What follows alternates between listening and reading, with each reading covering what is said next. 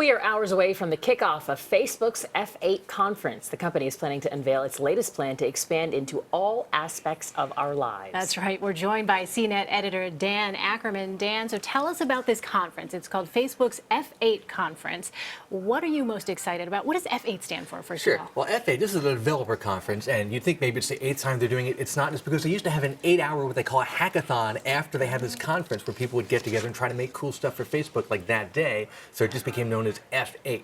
And I don't know if excited is really the right word, because it's a developers conference. It's not like an Apple Press event where they have like a new iPad or something. It's long, it's technical. All the guys there, including Zuckerberg, are not the most dynamic stage speakers, but you do get to hear a lot about kind of what they're working on for the following year in terms of Facebook and the other big apps that they own. I think F8 is a lot more sexy than developers conference, Yeah. so I'm going to agree with you on that one. What are you most excited to see come out of this? You know, I'm interested to see what Facebook does with some of the other brands they've bought over the last few years. You don't really Right. think about it all the time, but they own Instagram and WhatsApp, the really big text messaging app, and Oculus, that virtual reality company that kind of kicked off the whole current craze for virtual reality. They haven't done a lot in terms of integrating these guys with Facebook or even having a lot of new features for them, so I really want to see what's going to happen with those. What about Messenger? A lot of questions about this. Messenger is a separate app that you need to have on your phone if you want to communicate with people through Facebook and send them messages. Everybody hates it because it's another app to download, but they're obviously trying to build it up, not hide it. They're not backing down from it.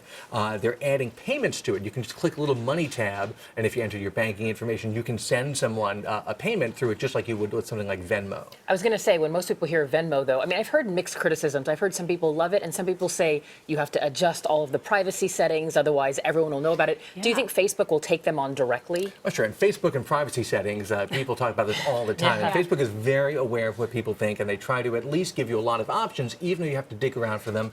Venmo, I think people under a certain age, it's like universal. Every young person uses it. If you're over that age, it does take some getting used to. Explains why Elaine and I aren't using it right now. I was going to say, Me Facebook, neither. privacy concerns? Okay. Let me ask you about this, photo sharing services, because that is something that a lot of people obviously are so attached to. Is there talk about perhaps gearing up to take on Snapchat? And Snapchat has really taken off a lot in the last, even 6 months in terms of being more than just a novelty, temporary photo sharing app to being a real platform. So Facebook obviously keeps a close eye on what other guys are doing. That's why they bought Instagram, for example. They shouldn't focus too much on taking on one particular competitor, because in 6 months or a year there could be somebody else big. I think they just want to expand sort of their services and how they integrate themselves into your lives, especially with stuff like sharing photos.